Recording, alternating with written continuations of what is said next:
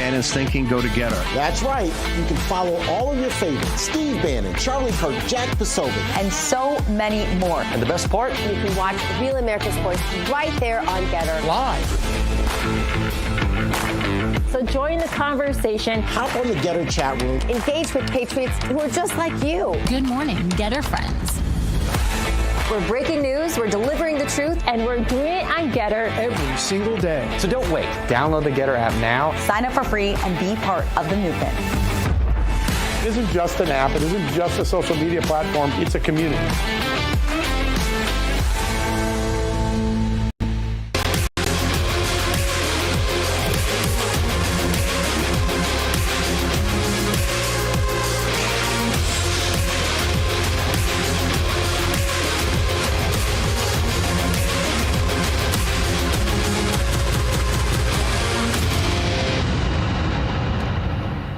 Happy Friday, America. Welcome to the latest edition of Just the News, No Noise. I'm your host, John Solomon, reporting to you as always from Washington, D.C. and the Wire to FishCoffee.com studios. By the way, get this cool. This is my favorite new coffee mug. I drink my, I mean, look at that. Wire to Fish right on it. It's the perfect way to drink coffee on a Saturday morning.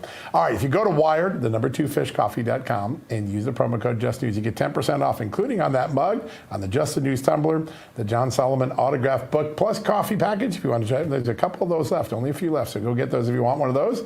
And also, you'll be saying thanks to one of our great sponsors who makes this show possible every day. Wired to FishCoffee.com, promo code Just News. All right, it's Friday, and a lot of people say, are we getting anything really done in Washington? I know President Trump's getting things done, executive orders, but what's happening behind the scenes? I just want to bring you up to speed on a couple of things that aren't getting any talk about, but they could be really, really significant. Earlier this week, Congress passed with almost no fanfare a bill that would suspend Homeland Security Department funding to college campuses that do business with Chinese interests that are tied to the Chinese military or the Chinese intelligence. And you're thinking, well, how in God's name could we let college campuses do that? Well, it actually flourished under the Biden administration, particularly after President Joe Biden suspended the FBI's China initiative, which was the FBI's counterintelligence operation trying to root out spies that are embedded all across our academia and college campuses. But this passed, it's going to probably be made into law, might end up in the big, beautiful bill that President Trump talks about, the reconciliation bill later this summer. But that's just one little thing that's happening on a daily basis. President Trump today had some news to make too. He said, you know, I'm going to go negotiate with China. I'll knock my tariffs down to 80%. By the way, that's still a really stiff tariff, just to see if they want to show some goodwill.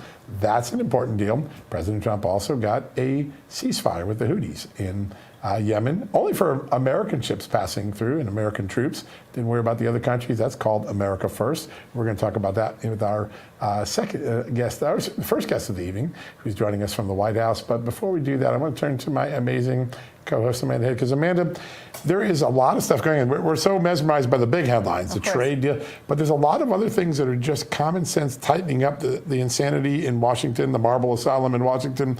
We barely get a chance to talk about them, but real progress is being made. Yeah, it's not the sexiest stuff, but sometimes it can be the most impactful, and certainly down the line when, you know, if it gets enacted, if it actually goes into that big, beautiful bill or however many bills it ends up being. But some more unsettling air travel news on this Friday, unfortunately. For the second time in a week, radar systems at Newark Liberty International Airport, one of the busiest airports in the nation, went completely dark, leaving air traffic controllers scrambling and, of course, pilots relying on backup communication to land safely. ABC News obtained audio of controllers warning FedEx pilots that their radar screens had gone completely blank, urging them to contact company leadership to put pressure on federal authorities to fix the issue. Now, you didn't think that George Santos was going away anytime soon, did you? Former Congressman George Santos is formally requesting clemency or a commutation from President Donald Trump, arguing that his 7-year prison sentence is politically motivated and disproportionate for a first-time nonviolent offense. In an interview with British journalist Piers Morgan, Santos said 7 years and 3 months in prison for a first-time offender over campaign matters just screams over the top. I'll take a commutation, clemency, whatever the president is willing to give me. Now, Santos plans to file official paperwork with the Trump White House ahead of his July surrender date. And in yet another strange example of progressive priorities reshaping public spaces, New York City has welcomed a new statue to Times Square while continuing to remove monuments for key American historical figures like Thomas Jefferson and Theodore Roosevelt. The latest installation is a 12-foot bronze figure of a plus-sized black woman named Grounded in the Stars. It's intended to disrupt traditional ideas of what a heroic or triumphant figure looks like, according to its creator. And, you know, for conservatives, I think the issue isn't about opposing new art, but about questioning why celebrated historical figures who shaped American democracy are being systematically removed, while new works like this, often steeped in ideology, take their place, John. It's not even a real person. I mean, listen, if you're going to do it, find me a real person. Find a real There's hero. plenty of amazing black women that deserve to be honored. Make one of those, but oh my God, this is just academia. Just throw it out. I'm ashamed. I went to college after seeing all this craziness. I know. Isn't it strange how things have changed? Well, all right, everybody. So a little earlier, as John teased, we got the chance to interview Kush Desai, Deputy White House Press Secretary. Take a look. Joining us now, a familiar face that I see often over at the White House, is Deputy White House Press Secretary Kush Desai. Kush, great to see you. Thanks for having me on. Great to see you as well. All right, big news yesterday morning out of the White House. I want to start with that trade deal, something that has been percolating for quite a while. President Trump actually in that press conference even talked about how in his first term it was something that he examined and wanted to improve for Americans, increase that reciprocity, and make America fair again, or make it fair again for America when it comes to trade.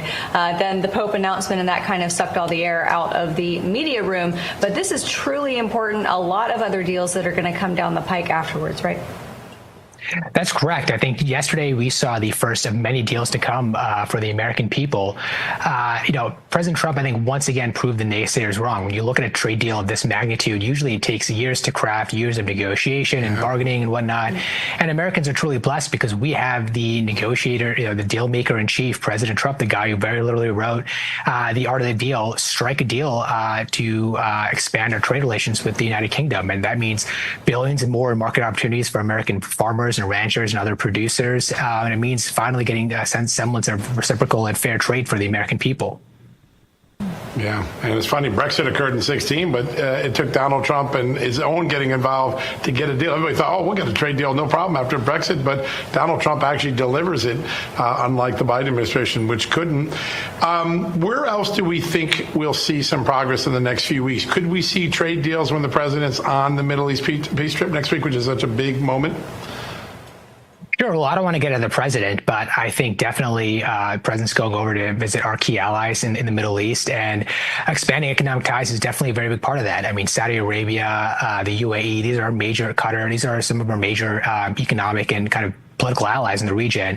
And definitely, I think we'll see an expansion of investments. The Saudis have already committed to investing hundreds of billions of dollars under this president. I think the Emiratis have as well. So I think we're going to see a deepening of ties, not just on the economic sense, but also in the political and foreign policy sense, as we try to kind of bring back the historic peace that the Middle East saw under President Trump's first term.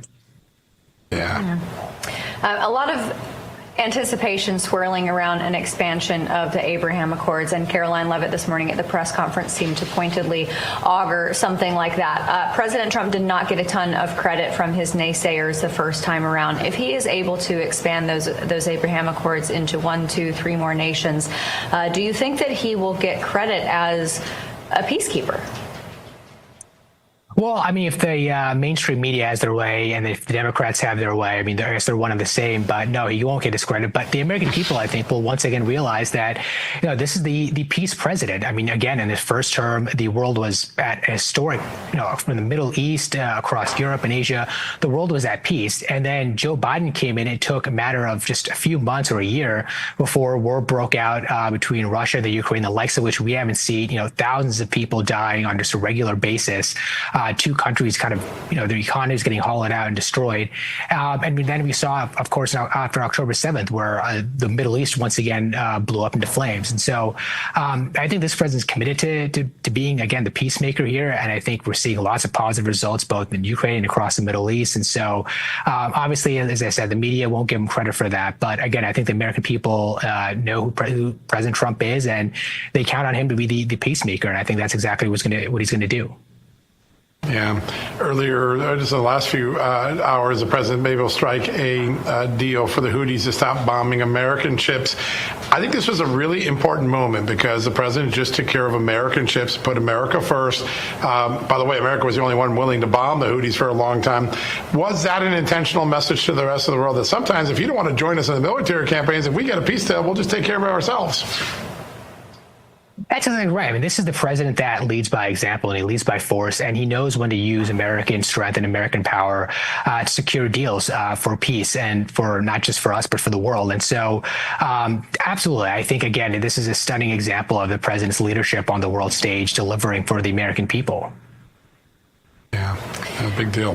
Kush, I want to shift down to our southern border. The El Salvadorian illegal alien who was domiciled in Delaware. I know that it doesn't quite have the moxie of a Delaware man that the mainstream media likes to label him, but the truth is that he is there where he came from, and Secretary Kristi Noem recently, I think within the last 24 hours or so, said he's not coming back. I've also noticed that over on mainstream media, there hasn't been a lot more talk and rabble-rousing around it. Is it because we really are finding out more and more, it seems like weekly, about another issue in his past, another instance of committing more crimes against his wife, children, domestically?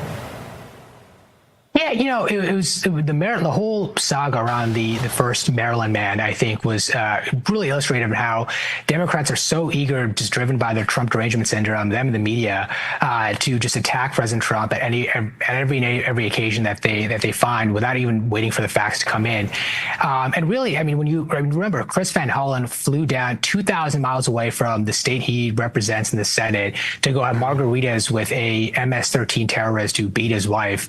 And the more and more evidence that came out, the more and more embarrassing that whole, the Democrats' decision to just own and prioritize the well-being of an illegal immigrant over American citizen, more and more embarrassing that became. And I think the same thing with this new Delaware man, where I think Democrats are starting to realize that, hey, maybe the American people don't want us to be the party of illegal aliens who are criminals and terrorists and are terrorizing our communities and our constituents. So it's a little bit of some rare introspection from Democrats in the media, but again, I wouldn't give them too much credit. I'm sure the next Delaware man or Maryland man or Virginia man or wherever the next one pops up, they'll be right there defending him over everyday American citizens. Yeah, no doubt. The president yesterday called for a significant, unconditional, no strings attached ceasefire between Russia and Ukraine. Can you give us an update? Are you seeing any progress with Ukraine and Russia since that very dramatic ask of the president? Sure. I mean, I think we saw with the signing of that landmark minerals deal with Ukraine that the president is focused on delivering peace for the world here. And I think I don't have specifics on Ukraine and Russia, but again, I think we're seeing, we're closer to peace in the past, I guess, 100 and change days between Russia and Ukraine than we saw at any point during the last 3 years of the Biden administration. And the president and his all-star team of negotiators, Secretary of State Marco Rubio, Special Envoy Steve Witkoff. I mean, the whole team is working day and night really to secure peace here. That's what the president wants. He wants the bloodshed end, and that's what the war has largely been. It's just been back and forth on these empty fields where people are just getting slaughtered, thousands regularly every day for no reason. Yeah, that's a great point. Kush, I want to stay on energy for a moment, a different kind, the oily kind, the gas kind. When it comes to gas, I saw recently, I think about 10 cents down per gallon is what Americans are seeing at the pump right now. You contrast that with a state like California that might be abolishing 2 refineries, and gasoline in that state as a result of that through the gas tax could go up 60, 70 cents per gallon. You take the country as a whole, where gas is going down, and California, where gas could be going up, that's gonna create a very stark comparison for the American people going into midterms and the general election in 2028. Yeah. That's absolutely right. And the thing is that energy prices go so much further than just what everyday people pay at the gas pump. When you think about trucking, for instance, I mean, everything that you get at a grocery store or at a supermarket or a retail store, it gets to you on a truck. And those trucks are predominantly powered by diesel fuel. Diesel prices are also down just as much as gasoline. And the operating expenses for a trucker, 25% or so is roughly the cost is roughly just the cost of fuel. And so when the president has unleashed American energy and driven energy costs down, I mean, those savings cascade across the economy. The truckers are seeing it. When you look at new frontier technologies like AI, I mean, AI is what it really is it's energy plus computer chips. And when you drive down the price of energy, it has, as I said, a cascading effect throughout the economy. I think we're going to see the benefits of that go beyond just the gas pump. So when California decides to, kind of cave into environmentalists and radicals and such over the American people. Again, it's not just Californians paying more at the gas pump. It's also Californians who are going to be missing out on AI technologies, on manufacturing, on all the other things that this administration is keen on unleashing for the American people. So it's really just a foolish decision on so many different, and it's not just holding California back, it's frankly holding the country back. Yeah, it's a great point. There's going to be states that, because of their policy, aren't going to participate in the next generation of technology or economic opportunity. It's so silly to watch. I want to ask just real quickly about Congress. I know President talks daily to the leadership, and there's great synergy. They're working, they're communicating, they're building towards that big, beautiful bill. How does the White House feel about where we are, and where do we still need to get? What are some of the big areas that we got to get over to get a really important deal in place? Sure. Look, I mean, the big, beautiful bill is just that. It's beautiful, but it's also very big. And so certainly we saw during the passage of the continuing resolution that kept our government open, the passage of common sense legislation like Lake and Riley. This administration knows how to work with Congress to get things done for the American people. And I think we're here, again, it's a big bill. There's a lot of, hundreds of pages of arcane text that, the American people are, it's hard for a regular person to read it and kind of walk away with it making sense. But there's a lot of small things in there that have to be ironed out. A lot of questions about taxes, a lot of questions about a lot of our spending and other programs. But the fact of the matter is that we are intent on delivering for the American people. We want Congress to deliver onto President Trump's desk for him to sign the biggest tax cut in American history, to deliver tax relief for working and middle-class Americans, to deliver the sort of deductions that our companies, our small businesses, our medium-sized businesses need to invest in the equipment and the production to reshore manufacturing back to the United States. And so we are working with Congress day and night to kind of iron out those smaller details, but making sure that those big picture agenda items like full expensing of investments in the United States, of no tax on tip, no tax on overtime, no tax on Social Security, that we get the job done to ensure that the American people get the tax break they deserve, which is the largest tax break in American history. Yeah, so important. Kush, before we let you go, I am hearing reports of various companies here in the United States who produce domestically. One reportedly is Hallmark, who produces a majority of their goods in Kansas. These companies that are inflating their prices and blaming it on tariffs. Again, made here, so they are not subject to tariffs. Are you guys hearing anything about companies doing this and doing anything about it? Here's the thing. None of these companies, when they had to raise prices because of Joe Biden's runaway inflation, they avoided ever blaming Joe Biden for something he totally needlessly did. But the reality is that, tariffs are one part of the economic agenda that we're enacting here. We're also trying to cut taxes, as I mentioned, cutting hundreds of billions of dollars worth of regulations. We're unleashing American energy to lower energy costs. So we're doing this full suite of economic policies to deliver price relief for the American people. And we saw 2 inflation reports in March that showed no monthly inflation for everyday Americans. Yeah. And so we are keeping track of that. And I think, again, when the full suite of our economic policies kick in, I think you'll see a lot of companies doing the exact opposite. They'll be lowering prices and giving even more relief to the American people.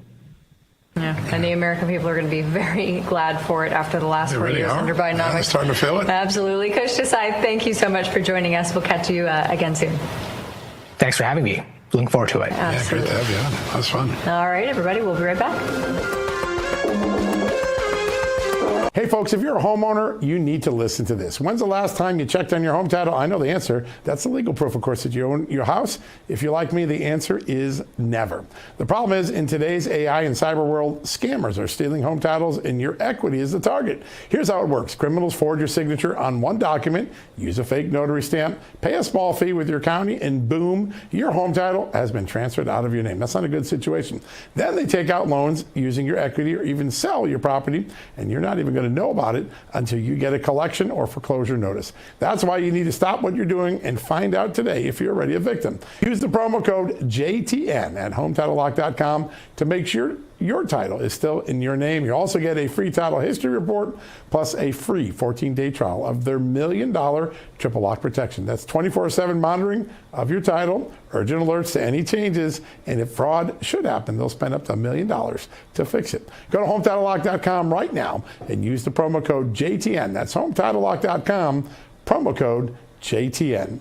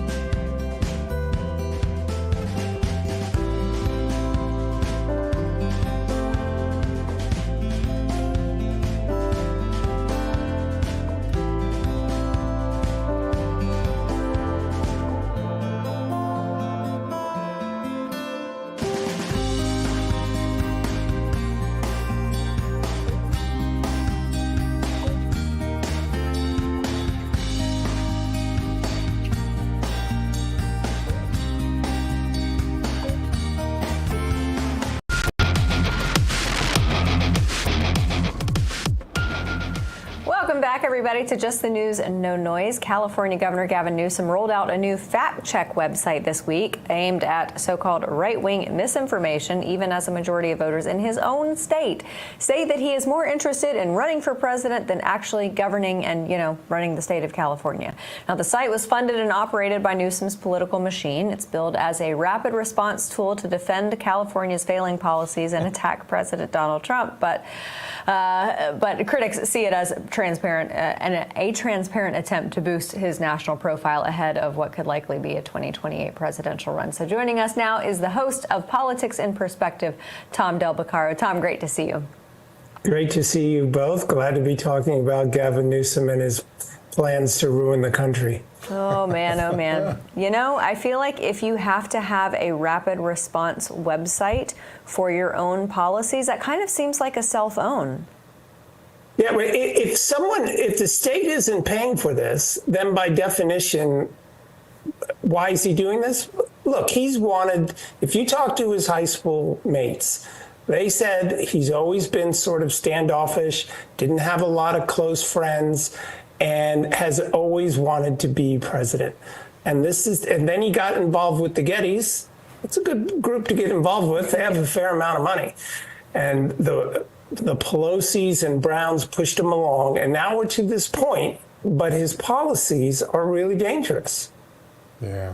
And also, when he's on the national stage, he never seems to perform well. I mean, I think of the Hannity debate. Now, he knew it was kind of a juice debate, but he couldn't communicate very well when he's under even the slightest bit of stress. In California, he gets a pass, but under little stress, he really seems to crumble a little bit. Does he have what it takes to be on the national stage?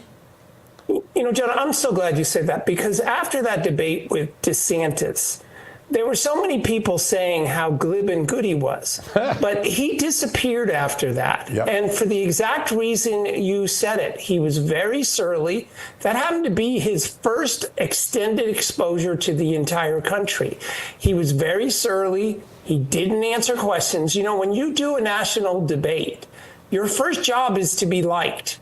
Your second job is to answer questions. Yeah. Your third job is to answer good questions, give good answers. Yeah. He didn't do any of that. He just attacked and he disappeared. So I agree with you. Thank you for being among the few that really gave a good analysis on his performance. Yeah, thanks. Yeah, Tom, you look at the whole landscape of issues in California, and I saw some comments recently from Selling Sunset star, a really popular real estate reality show, Jason Oppenheim, who has a huge social media following. He's never come out as conservative or liberal or whatever. He leans liberal, it seems, but he came out and put a video talking about how he regretted voting for Gavin Newsom and for Karen Bass for mayor. When you have people like that who are that visible within the realty world, what does that say to the rest of the country? Yeah, absolutely. If you look at every single metric that matters, U.S. News and World Report, hardly a right-wing organization, says California's last in affordability. Well, of course, that's housing. Last in opportunity. That's jobs. 8th most dangerous state in the country. That's quality of life. 48th in education, another report. I don't know what else you should judge a governor by than those specific issues. And he has been a big government guy all the way down the line, and worse, he's not willing to deviate. He talks a show, like on the issue of whether men should be in women's sports, but he doesn't actually do anything related to that. Now look, there's probably going to be 20 or 30 Democrats running for president. He is popular enough in this state, more popular than Harris. So if he runs, 20 people, you can do the math. You probably only need 15% in a primary to win. He does have a shot to be the nominee, and he does have a good political team. So you have to take him seriously. Yeah, that's a great point. All right, I want to dive into the California legislature. So there was a bill working its way through the legislature that would make it a felony to engage in child prostitution. I can't think of anyone, common sense, anywhere in the world that would think it's a bad idea. But Democrats pulled it from the floor. Then there was a national outrage, rightfully so. And then Democrats had to sheepishly put it back on the docket. What does this say about our Democratic Party of California?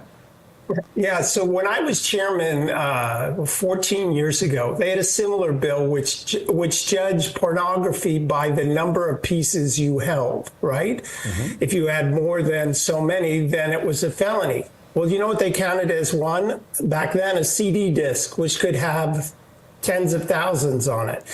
And we exposed that, and they pulled it. The bad truth about California Democrats is that Sacramento is run by LA Basin and San Francisco, which are very far left, and way far left, more left than Gavin Newsom. In fact, Nancy Pelosi is moderate in San Francisco among Democrats.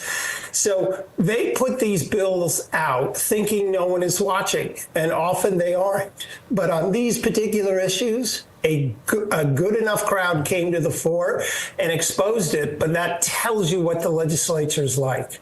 Yeah.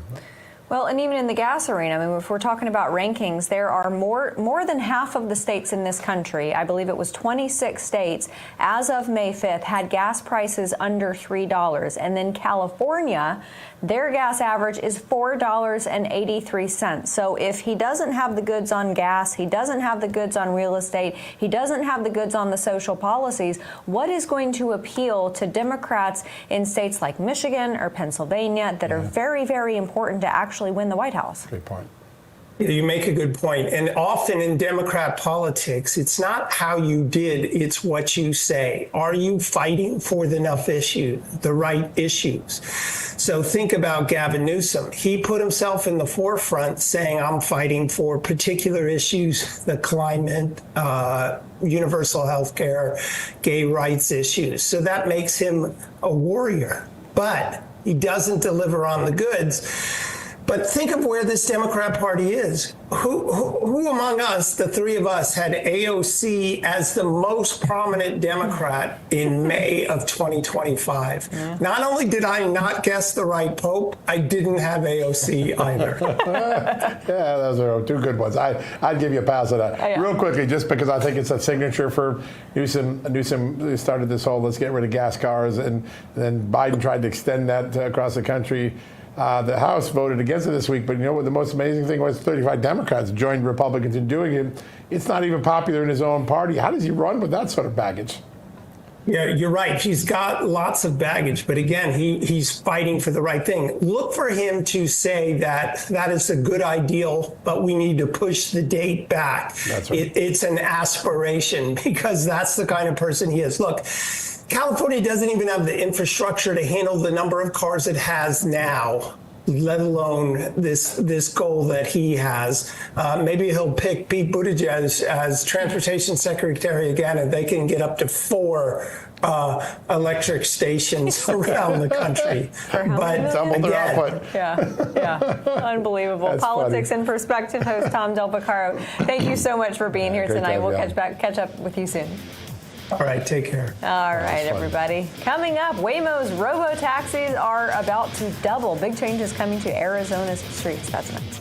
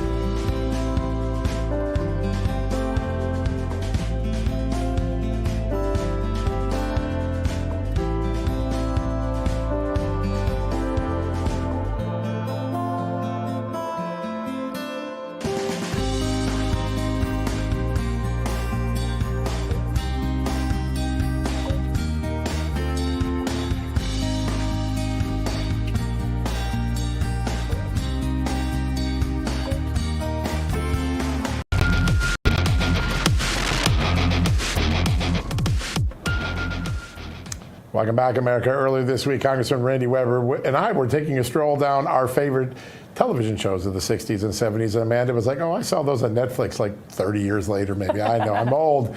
But there was one of my favorites growing up. I have to admit, I was a sucker for the Jetsons, and I've always wondered when some of those things that the Jetsons were doing in the 60s in the cartoon might come to America. One of those may be not that far off. How about a robotic-driven taxi? Well, joining me now, the Director of Policy for NetChoice, our good friend, Patrick Hedger. Patrick, good to have you on the show. Hey, thank you for having me. All right, so Waymo's got these robo-taxis. They're real, right? They're already starting to produce. They're starting to double them. Tell us what happens. Where do these get deployed and what they're like when you're driving in one, or riding in one, I should say. Yeah. So the Jetsons are here to a certain extent. They don't fly just yet, but in some cities particularly out west with San Francisco and Phoenix, you can take one today. And I've had the privilege of actually riding in a Waymo taxi actually a couple of times now. And look, it does feel weird for the first few seconds. But by the time the ride is over, you realize this is a really nice option to have out there. And look, there are drawbacks that come with any human driver, particularly human drivers that you may not necessarily know in a taxi. But the advantage of these driverless vehicles, which are coming to cities like Washington, D.C. Next year, is that humans, unfortunately, still drive drunk. They drive distracted. They drive tired. These machines, these robots, essentially don't have that problem. And the data we're seeing is really promising to the point where if you extrapolate it out over the entire population of the United States, we're talking about saving anywhere from 35 to 40,000 lives per year. And I just think that is such a great vision for the future. Yeah. And honestly, I mean, not having to get into an Uber that smells like the Uber driver's old food or the rancid thing hanging from their rearview mirror, I am totally on board with this. I want to ask you, though, because I'm a millennial, so I'm from that generation that we're kind of straddling the fence between analog and digital. Do you find that people are trusting of this? I mean, I kind of feel like I would trust, contrary to John, I would trust a computer more than I would trust a human. Do you find that most humans out there are willing to put their lives in the hands of effectively a big computer? Yeah, I think we're seeing a similar rate of adoption than what we saw with Uber and Lyft, right? I mean, if you think about Uber and Lyft, and I told you before those things ever launched that, hey, you're going to get in the car of a stranger. It's not a licensed taxi or anything like that. It's just a stranger's car that found you on an app. That sounds crazy. But now there are signs in all of the major airports of where to go find your Uber and Lyft. And so I think the proof is really in the pudding. Once people get exposed to the technology, humans are very adaptable, and I think they're going to like it. And as again, having ridden in one myself, you don't have a lot of some of the drawbacks that you do get with whether you're in a taxi or you're in a rideshare car. So I think we're already starting to see pretty strong growth numbers in the cities where this technology is deployed. But really, the only way people are going to get comfortable is by being exposed to it. Yeah. So I have a really important question. Can you control the radio when you're in this car? Oh, good question. Yeah, you can. Yeah, that's actually one of the best features. That's awesome. They have a lot of different options and channels that you can choose from. And what's also exciting, too, is to see how the different companies that are entering this space are going to compete and what kind of offerings they're going to provide to attract consumers in terms of those features. You know, maybe being able to charge your phone or Wi-Fi in the vehicle. Sure. It's pretty exciting. When it comes to their energy source, are they all electric? Are they some hybrid, some gasoline? And are they of a particular manufacturer, or is it across the board? Yeah, so right now what we're seeing is they are predominantly electric. And one of the downsides of electric vehicles is that nobody wants to sit out there and with it while it's charging for a long time. And though charging times are improving for electric cars, the nice thing about driverless vehicles is that it can drive itself to a charger and then another vehicle can deploy. And so you don't really have that same problem of a lag time with actually recharging the vehicle. And that's going to be extrapolated out to the benefits of potentially with the availability of driverless vehicles as they become more ubiquitous. In certain communities, you may not need to own a car ever again because there's just going to be such an availability of cars that are there on demand. You don't have to have a ride or be going in a direction that the Uber driver or the taxi driver wants to go. The car will go where you want it to go. And so I think there's a lot of different economic efficiencies that we'll see if this technology becomes widely adopted. Oh, the future is great. My car will go charge itself. Maybe my kid will even wash his dishes one day on his own automatically. We get that fixed. I can't guarantee that. That's going to be a tough one. All right, well, we got one of the greatest technology policy experts we have in this country. I want to ask you a little bit about this long-running case, United States versus Google. It's getting close. This big landmark antitrust case. Tell us where we are and how big a moment this could be for the technology industry at large. Yeah, so overall, I think we're still sort of at the early stages. All of this is going to get appealed, so we're years away from knowing exactly where this comes down. But as far as the initial phase goes, we're sort of at the sentencing phase of the initial part of this. And unfortunately, what we are seeing is that the DOJ is really reaching for a long prison sentence for what is effectively a traffic violation. And I'm really concerned because Google is a leader in some of the technologies that we really need here in the United States. We were just talking about Waymo. Waymo is a subsidiary of Google. And Waymo is nothing if not a robotics company. And if there's anywhere that China is leading the United States in terms of tech policy and technology in general, it's robotics and robotics deployment. So I really worry about going too hard after Google and breaking off parts of the company that are unrelated to the core of the case, which is unfortunately what we're seeing from the Department of Justice. Yeah, so very important. Patrick, before we let you go, there are some 1,000 bills that have passed through Congress that have something to do with AI technology. This is, I mean, it is upon us whether you like it or not. Right. What are some of the most important safeguards that Congress can enact? Yeah, so the first thing what we need to see is that Congress needs to set a framework that preempts what we're seeing in the states, because the 1,000 bills that we've seen introduced at the state level, that's going to be impossible to comply with, right? And AI is fundamentally, it's built on the back of the internet. It's fundamentally an interstate service, and trying to comply with a patchwork of 50 different states with maybe a couple different laws each just doesn't make any sense. But some clear things Congress can do to make AI investment a lot more fruitful is pass clear data privacy and security regulations. That's something that was sorely needed in the previous sort of tech space. But as we move into AI is fundamentally fueled by data, and companies need some certainty in terms of what their expectations are in terms of data processing and data security, and that will help move investment down the road. So that's something Congress can do right away. Yeah, so important. Patrick Hedger, as always, thank you for giving us an incredible glimpse of the future and a whole dose of common sense in the middle. I really appreciate it. Good to have you on today, my friend. It's a pleasure. Yeah, all right, folks, we're going to take a quick commercial break. When we come back, a great conversation about health with one of our great partners here at Native Path right after these messages. Hey folks, you've been with me at all over the last 6 months or so. You are probably familiar with the fact that I have a brand new favorite coffee. Wired to Fish coffee. As you know, I love them not only for their delicious, smooth coffee, which I drink every morning, but more importantly, for their amazing commitment to give back. Wired to Fish coffee gives back 25% of its profits. That's right, 25% to conservation, to clean water, and things like missions and evangelical outreach, things I care about as a Christian outdoorsman. From river cleanups and initiatives for fish habitat to programs that give people in slums clean water and spread the word about Jesus, Wired to Fish coffee is in it to make the world a better place. So you can have a cup of coffee and do good with every drink you take.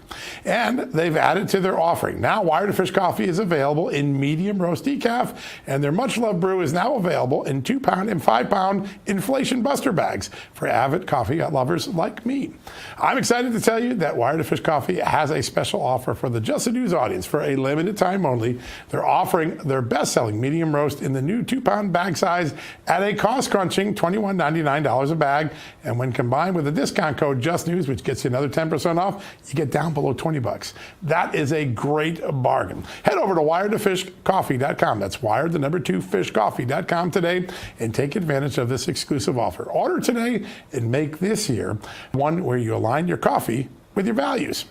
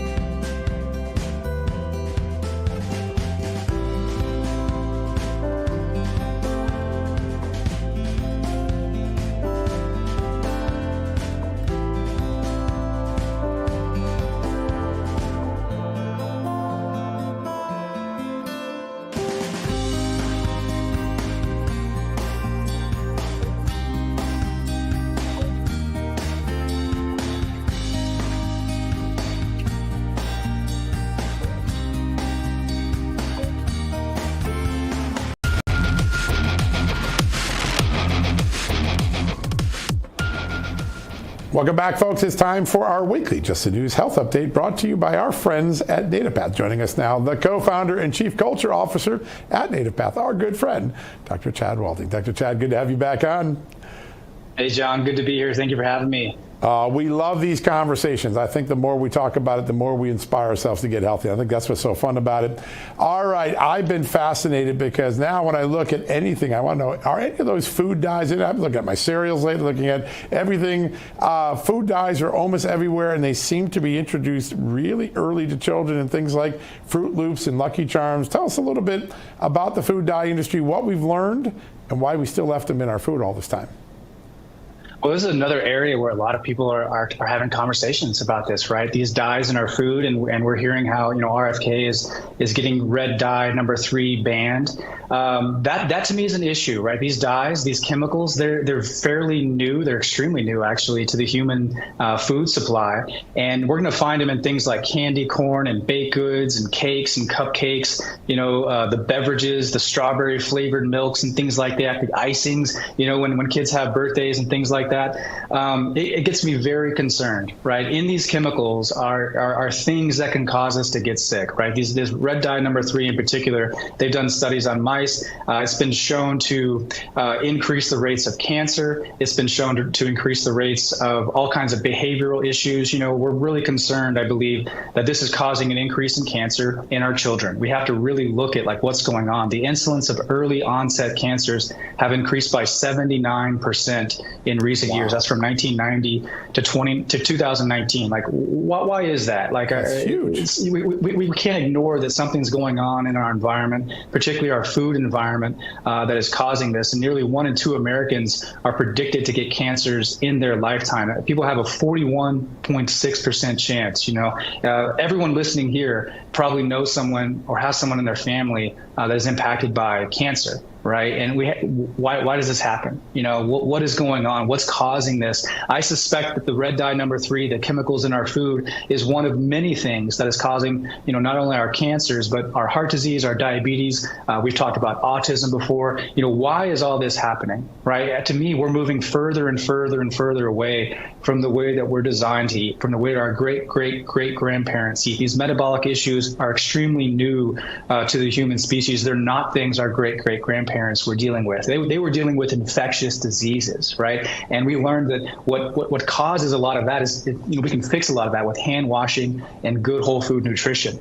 So I think we've really missed the mark on the way we've been producing a lot of the food. Food has become a business. The food industry hires food scientists to make foods palatable and tasty, and to make it such that our children can't just have a little bit. They want more and more and more. And from an early age, we get them addicted to sugar. We give them these mascots on cereal boxes and things like that. And that sets someone up for obesity for a lifetime, for diabetes for a lifetime, for metabolic health issues for a lifetime. So we really want to encourage parents to give their children whole, real food nutrition as best as possible, meaning the things that your great-great-parents would recognize as food, going back to the basics, getting them whole, real protein, good quality carbohydrates, not refined carbohydrates, things like berries and sweet potatoes and fruit, as opposed to fruit roll-ups and Tony the Tiger and things like that. We want to get back to the basics. This Making America Great Again, Healthy Again movement, it really starts with what we put in our pantry, what we put in our mouth, what we put in our grocery bin when we go shopping. So, that's my feelings on it, but highly that concerned path that about we talk about, it literally does start when we go shopping in the shopping cart, and then what we put in our refrigerator and what we put on the kitchen table at night or in the morning. It's remarkable. I want to talk about, to stay on this for a second long with dyes, because a long time ago, the cosmetics industry got dyes out of cosmetics because they knew that it was a carcinogen, but we continue to let people ingest it into our bloodstream as we were eating. How does that happen? How do we keep it off our skin, but then say, you could just keep eating it?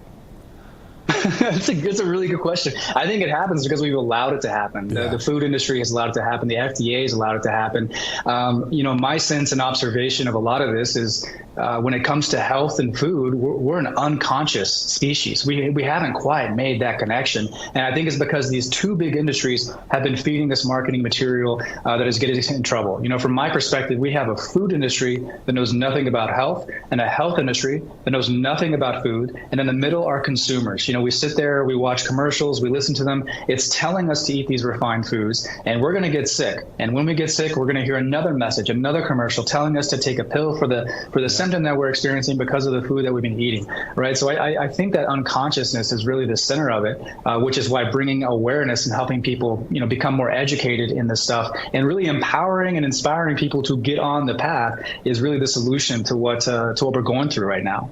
Yeah, Native Path is in the forefront of helping create really great natural solutions. Clearly, collagen a big part of that. I've heard a lot more in the last decade or two concerns about bone density and across people of all age groups, even young people not having the normal bone density. Certainly as you get older, it eroding quicker.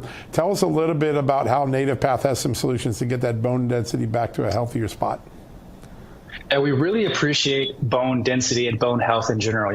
Again, as a physical therapist, I would see this all the time in my patients, especially over the age of 50, 60, 70, as we get older.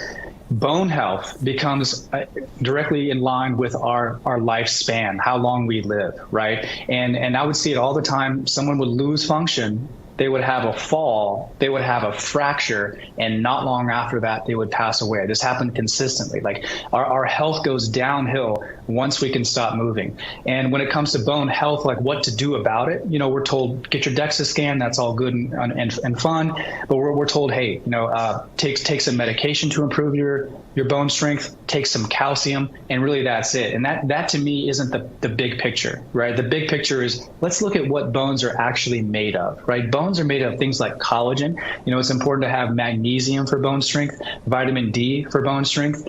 Weight-bearing exercise, which is often ignored and not really thought of, is extremely important for increasing the density of your bones. If you went to outer space where there's no gravity at all and you came back, you can do a DEXA scan and you would be amazed at how low your bone density has gone down, right? So, but putting resistance on your bones, right? That hardens your bones. That's called Wolff's Law. It's a principle of the way our bones work, right? So just carrying dumbbells for a little bit or doing something heavy for putting on a backpack can be helpful. But the actual material, right? The bones itself is made up of collagen. It's one of the easiest things you can do to improve bone strength. It's also one of the biggest reasons why people start using Native Path collagen is to improve the strength of their bones. And we recommend, really getting after it, right? Taking 20 to 40 grams a day to really replenish our lost collagen storage. It's important to remember that in our modern diets, we're not getting near enough collagen in the way our great-great-grandparents did, right? They would have it as part of our natural diet. When they would eat nose to tail, they would take the bones of the animal, they would make soups. In our modern world, where we're having red dyes and chemicals and refined and processed carbohydrates, we are not getting nearly enough. So most people are extremely deficient, and we produce collagen naturally, but it begins to decline. It begins to decline around the age of 20, 25. So the older we get, as we age, it becomes even more important that we supplement with collagen. So it's a big deal. And I will also say, when it comes to collagen, not all collagens are created equal, right? The source matters. The type matters, right? So we're real big on sourcing in terms of quality and the type. Your body, all the collagen in your body is made up of type 1 and type 3. Those are the most important types, and you want the collagen coming from a good source, from a cow that's eating grass, roaming fields, getting sunshine, drinking water, not from a cow, let's say in China, on dirt in a feedlot. All that impacts the quality of what you're getting. Well, you've made this easy for us to get back on this path, and that's what's so fun about this partnership. Dr. Chat, I want to thanks for today's update. Folks, here's what you do to get on the path. It's real simple. Go to getnativepath.com/justnews. Getnativepath.com/justnews. There's incredible discounts. There's lots of great learning materials. There are tremendous products. That collagen product is a game changer for all of us who are dealing with bone density and weakening bones. Go check it out today. It's an incredible start on your journey to a healthier future. We're going to take a quick commercial break. We'll be right back after these messages.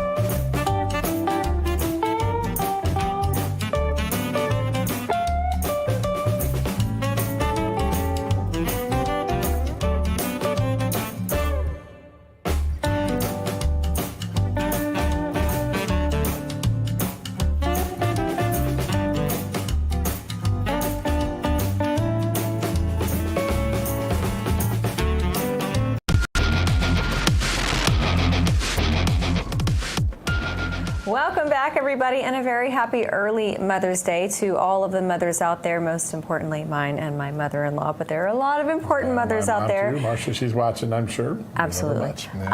$34 billion, that is what Americans are expected to spend on Mother's Day. The specific price tag per person is $259 on average. Whoa. That's pretty impressive. Well, America loves its moms. Yeah. That's all I can say. That's they're very great. important. They are important. There's no doubt. And my mom has been such an important guiding light in my life for so long. So, yeah. But Americans so have the grateful money. for her. I think they're feeling a little bit more confident in their finances. I think that's the deeper shelling story out too. there. Yeah, I totally agree with you. Yeah.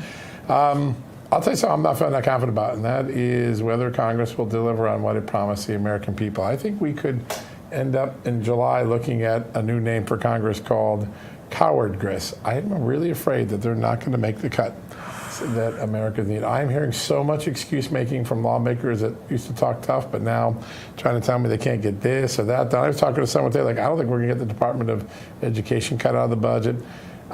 These guys ran, and they are gals, if they don't deliver, they are going to cement a generation of liberal in Washington, because they will be known as the phonies who didn't deliver when they were given all the keys to the kingdom. Yeah, man. Not unlike 17 and 18, by the way. And given so much wind in their sails with this past election. Yeah, and President Trump's done his part. It's just Congress can't seem to back him up. Absolutely. So then they lose their hats next year. Yeah, absolutely. That's what will happen. If they double down, they don't. But if they whiff, they'll be known as the cowardly Congress, and they'll be in the minority, and President Trump will be impeached 10 times. So yeah, and that is what the business of Congress will become. I'm just hearing so much excuse making. It made my stomach sick today. Yeah. All right. Well, Ed Martin pulled and replaced with Judge Jeanine Pirro. My good friend. Yeah. Yes. Watch out, D.C. You don't know what you're in for yet. I was just saying. I wonder if Trump's just going to keep appointing these Judge Jeanine Pirro type interims, and then at the end they're going to be begging for Ed Martin. Yeah, listen, Ed Martin's got a good job, because he's going to oversee the weaponization department and the Justice Department. That is so important. Like that memo, we broke earlier this week, and all the other things that flowed from it, Ed Martin will do a good job there. Yeah. All right, John, heading off into the weekend, what do you plan to do for Mother's Day? I'll spend a little bit of time with my wife before she leaves on a trip, and then spend some time with my mom on the phone, and just be thankful that I have two amazing women in my life who keep me centered, and I'm just so blessed beyond my wildest imagination. How about you? You're always telling me about comments that your mother says about the show and about you. She watches all the time. She notices my time. Raised you to be humble, it sounds like. I love it. I wouldn't know what to do without her. She sounds like a wonderful, wonderful lady. Your mom is too. Yeah, happy Mother's Day to my moms. Amen. And happy Mother's Day to all of you, the moms